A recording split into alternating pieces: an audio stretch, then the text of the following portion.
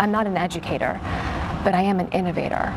I am somebody who can see things differently. Nellie Sanders literally sees things differently. She's dyslexic and spent the last decade at a nonprofit that helps people who are neurodivergent or intellectually or developmentally disabled. She's bringing that experience to the governor's cabinet, saying she'll make sure students have an education that fits with how they learn. We really have to understand that that child being broken and having to go through 12 years of a system that isn't a fit for them can be incredibly traumatic. Sanders says that's why she's a supporter of school choice. As a member of the virtual charter school board, Sanders voted in favor of the nation's first public religious charter school. She told us today there is a world where school choice and traditional public schools can coexist. A lot of people say when you prioritize school choice, public schools get left behind.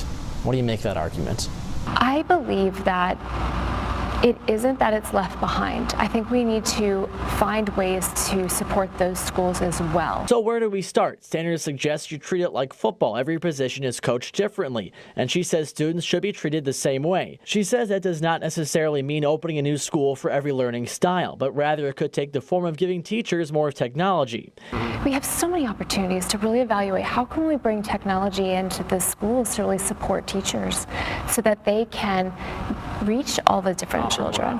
We also discussed the topic of ideology and indoctrination, a topic we hear a lot about from Oklahoma State Superintendent Ryan Walters. Sanders, whose primary responsibility will be advising the governor on education policy, told us today that issue isn't something she's terribly concerned with. I don't think that it is helpful for us to spend time focusing on ways that we have differences in whatever it is that wants to. I'm not going to get into those ever. I'm going to focus on the issues and how we are serving our constituents in the state and working together.